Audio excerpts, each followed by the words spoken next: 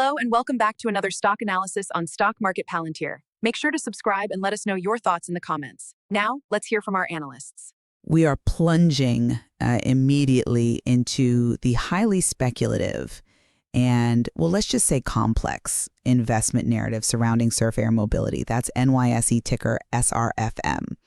As we're approaching the end of 2025, the market action, it really reflects profound uncertainty. I mean, we see the stock struggling near its 52-week lows, specifically oscillating pretty tightly around that 193 to 194 pivot point, and the volatility is extreme. We're seeing 5 to 10% swings daily, which is just noise, really, supported by significant trading volume. Average daily volumes are, routinely between 3.2 and 3.6 million shares. Right, and that volume is key because while it indicates high retail and institutional interest, the resulting low days-to-cover ratio, hovering somewhere between 1.23 and 2.30, it suggests the short sellers are not fundamentally trapped here. Stark.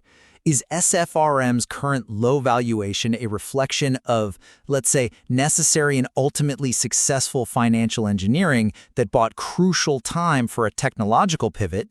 Or is the company structurally constrained and just permanently impaired by chronic, aggressive dilution and market mechanics that are designed to suppress its price? I fundamentally believe the market has misclassified this company, and because of that, has profoundly undervalued its potential. My position is that SFRM is being priced like a low-multiple, capital-intensive regional airline when the company is actively executing a strategic pivot toward a high-multiple SaaS marketplace. And this thesis is entirely dependent on the successful deployment of its proprietary platform, Surfos. The Q3 '25 results, they provide the first tangible evidence of this. Management deliberately pruned the unprofitable legacy scheduled service segment that saw a 7% year-over-year revenue decline while simultaneously focusing resources on the higher margin on-demand charter marketplace, which grew robustly at 40% year-over-year. I appreciate the focus on the strategic intent, I do. But the numbers tell a very different story about the cost of that shift. The current share price of $1.93 is, in my view, a rational, evidence-based response to chronic liquidity constraints. The corporate actions over the last year, they were designed to merely stave off delisting and insolvency, not to create any kind of fundamental long-term value. We can't forget the context here. The company had to resort to a 1-for-7 reverse stock split in August 2024. For investors, particularly common shareholders, a reverse split is a textbook sign of severe financial distress. It's an emergency measure just to comply with basic NYSE listing standards after losing market confidence. While I agree that the reverse split was a necessary evil born of difficult circumstances, we have to credit the outcome of the November 2025 $100 million strategic transaction. That complex deal was a necessary lifeline. It successfully addressed a near-term liquidity crisis, extended the maturity runway on their debt, and, critically, it reduced annual cash interest expense by approximately $5.5 million. Furthermore, the $26 million equity issuance component was explicitly earmarked for critical technological development. And that's the point where we diverge on the analysis of that transaction. It was a debt shuffle predicated on massive dilution. The majority of that package was the $74 million convertible note. This wasn't capital infusion for R&D. The proceeds were predominantly used to repay $59 million in existing expensive debt, a financial rotation just to buy time, but the cost was immense. The note was sold at a heavy original issue discount, or OID, of 87.8% of face value. Hold on, could you just elaborate briefly on that? The implication of that 87.8% OID for those following the bond mechanics. Certainly, an OID means the buyer acquired the note for far less than its stated face value, immediately building a hefty yield into the instrument. This structure makes the debt deeply attractive to distressed financiers, but highly punitive to common shareholders. It essentially bakes in an expectation of massive shareholder dilution to compensate the note holders for the risk they took. And that brings us to the structural impairment. The overhang of up to 19.5 million shares issuable upon conversion represents a potential dilution of roughly 31% of the existing common stock float. That immense potential supplies an inescapable ceiling on the share price, regardless of how innovative Surfos might be conceptually. I understand the arithmetic of that potential dilution, but if we accept the premise that the financial maneuvers were necessary to fund the technological pivot, then let's actually pivot the focus to the technology itself. The market fixates on the airline comparison, but the value is in the software. Surf OS is not just a booking tool. It's composed of specialized modules. Broker OS, which optimizes the matchmaking between passengers and aircraft. Operator OS, which provides critical flight management, crew scheduling, and maintenance logistics for charter companies. And Owner OS, a proprietary platform for managing aircraft assets and optimizing utilization. And how does that translate to a high multiple? It transforms the company from an asset-heavy operator into an asset-light, high-margin marketplace facilitator. If Surfos successfully digitizes and standardizes this really fragmented air charter ecosystem, it captures recurring, subscription-based, and transactional SaaS revenue. The market gives high valuations to companies that standardize fragmented industries. You can think of certain logistics or scheduling platforms. The $26 million from the equity issuance was specifically targeted to launch this ecosystem, which is why I view this as an investment in future value, not just a debt reprieve. With the investment required to reach scale and the cost of staying solvent while building it is where the narrative completely collapses for me. Let's scrutinize the math behind the high multiple thesis by examining the validation, or lack thereof, offered by the Palantir relationship. I know there's a strong Palantir halo effect among retail traders, but let's look at the forensic reality. I acknowledge the retail sentiment, but the halo isn't entirely misplaced. Palantir, a company defined by the forward-looking AI technology, accepting SRFM stock, like the million shares issued as a prepayment for future services in November 2025, it suggests a high conviction in the long-term upside of the equity. Palantir sees their integrated foundry and AIP platforms creating a unique competitive moat for Surfair's operations. This is a strategic partnership. It frames SRFM as a sort of derivative play on Palantir's AI dominance in specialized logistics. I disagree sharply that this signals strategic conviction. The evidence in the SEC filing suggests Palantir's equity accumulation is primarily a stock for services mechanism cited to settle outstanding invoices. We've seen specific tranches like 1.27 million shares and then another 1.04 million shares transferred for services rendered. This is highly suggestive that Surfair lacks the necessary free cash flow to pay premium software vendors in cash. They are paying in equity. But isn't the ability to use one's own equity as currency, especially for mission-critical software development, isn't that a sign of optionality and an extremely capital-efficient way to fund high-value R&D? It's optionality born of extreme financial duress. It's the cost of staying alive. Palantir is essentially carrying bad debt that they hope to monetize later. Look, if SRFM had confidence in its cash position, it would pay cash to avoid the dilution. The retail bear camp views this as a red flag, and they are correct. It confirms chronic liquidity distress. The moment Palantir deems that equity risk too high, they will monetize their shares, adding more supply to the market and suppressing the price even further. But to assume Palantir has zero conviction ignores the strategic value of them installing their foundry and AIP platforms deep into this specialized vertical of air logistics. That integration is a competitive advantage that goes beyond a simple vendor-client relationship. If Surfos becomes the industry standard, Palantir's early acceptance of equity proves they were betting on the platform's success from the start. You proves they are willing to take a high-risk bet on an IOU, not that the IOU is currently priced correctly. And this whole conversation about supply, it brings us directly to the structural constraints I mentioned earlier. I am just not convinced by the short squeeze line of reasoning, because the stock faces active, structural headwinds that deliberately suppress any bullish momentum. You are referring to the off-exchange trading data? Precisely. Approximately 68.25% of SRFM's trading volume occurs off-exchange, in dark pools, and through wholesalers.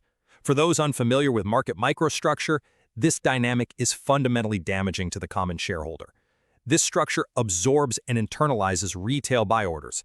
So when a large wave of retail investors buys SRFM, those orders are often filled by market makers within the dark pool, preventing the buying pressure from ever hitting the lit exchange, where it could genuinely drive the price upward through price discovery. So you are arguing that any organic buying pressure is just systematically neutralized. Exactly. And at the same time, institutional selling, often related to the hedging activities of those convertible note holders we just discussed, that hits the lit market. This creates a visible, constant selling imbalance that acts as an immovable price ceiling, feeding the perpetual downtrend we've observed and making any sustained momentum nearly impossible. I acknowledge the negative drag caused by internalization. However, I frame the implication differently. This very high off-exchange activity, coupled with a significant short interest, which, yes, is manageable with the low days to cover, but still sits between 9.23 and 12.11% of the float, is exactly why the stock is a sleeper candidate for an extreme move. The structural suppression only ensures the stock is highly coiled. A coiled spring needs a significant external force to release it, and the fundamental operational story isn't providing that force yet. That's my counterpoint. Any genuine positive catalyst, like the eventual successful commercial launch of a high-margin Surface module in 2026, or a major new customer announcement that validates the SaaS pivot, that could trigger a violent, explosive reaction precisely because the price has been artificially suppressed. The stock is already known for high volatility, a high average true range, and the reflexive retail following that's just waiting for proof of the squeeze thesis amplifies the possibility for a sudden parabolic move once the internal market makers momentarily exhaust their capacity to absorb sell orders. But the mechanics of the dilution risk ensure that any such parabolic move will be aggressively capped. I mean, the technical posture is predominantly bearish. It's confirmed by the price being significantly below the declining 200-day simple moving average, a classic long-term bear market signal. The primary immediate risk, absent a catalyst, is a retest of the $1.77 52-week low. Despite the short-term selling pressure driven by the Q3 2025 revenue miss, a substantial 45% deviation against analyst consensus, the technical picture provides a clear line in the sand at that 177 52-week low. If that support holds, we retain a platform. But let's return to your point about the ceiling. I see a structural incentive built into the $74 million convertible note that offers a mechanism to clear that massive dilution risk. You're referring to the forced conversion clause, which I believe is designed more as a theoretical carrot than a practical goal. It is a clear goal that aligns management's interests with the long-term shareholders. If the share price hits 150% of the $3.98 conversion price, which equates to approximately $5.97, and maintains that price for 20 consecutive trading days, the company can force conversion. This act would wipe out that massive 31% dilution overhang in one move and instantly normalize the capital structure. Management has a clear technical target to aim for, to unlock long-term value and permanently shift the narrative. I come at the note holders' incentives from a completely different way.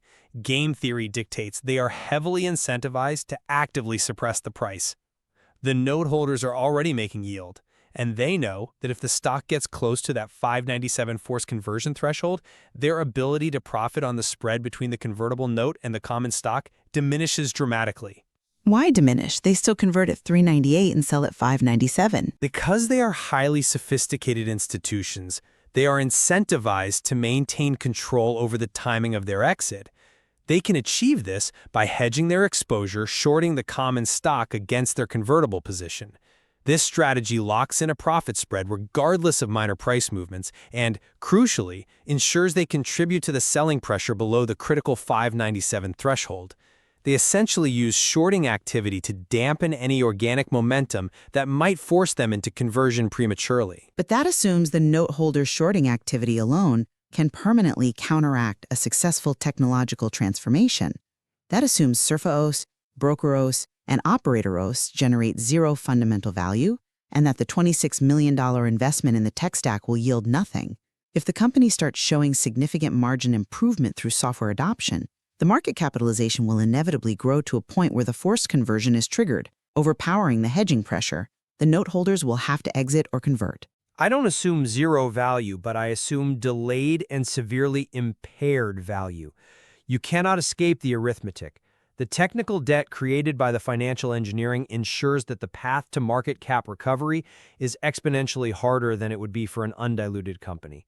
Every single dollar of margin improvement has to overcome that 31% supply overhang, and the active shorting related to the convertible note hedging ensures constant resistance, making the necessary 300% price gain to clear that overhang a monumental task.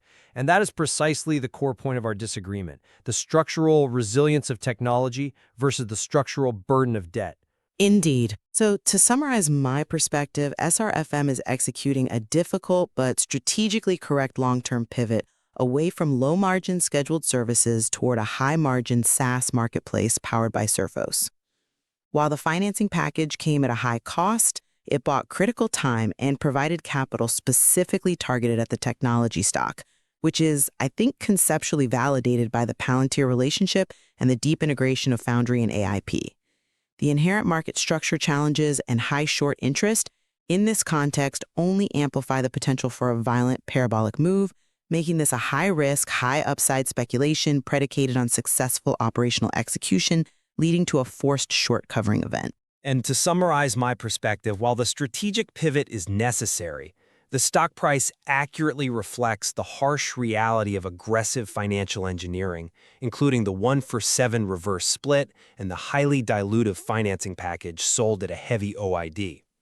The 31% dilution overhang from the convertible note and the unfavorable market microstructure, where buy pressure is internalized off exchange, mean the stock is structurally impaired. Until the fundamental operational cash burn is solved and that massive supply overhang is cleared, the stock is subject to chronic downside pressure, regardless of any future technological promises. The source material presents a clear dichotomy: the retail enthusiasm predicated on future technology versus, well, the cold arithmetic of dilution and distressed financing. Observers must carefully weigh the probability of a successful technological pivot against the weight of the company's precarious capital structure and the game theory of its current debt holders. There is clearly much more to explore in this complex narrative as the Q4 reports approach. If you enjoyed this video, subscribe to the Stock Market Palantir channel for more stock reviews like this. Thanks for watching, and see you next video.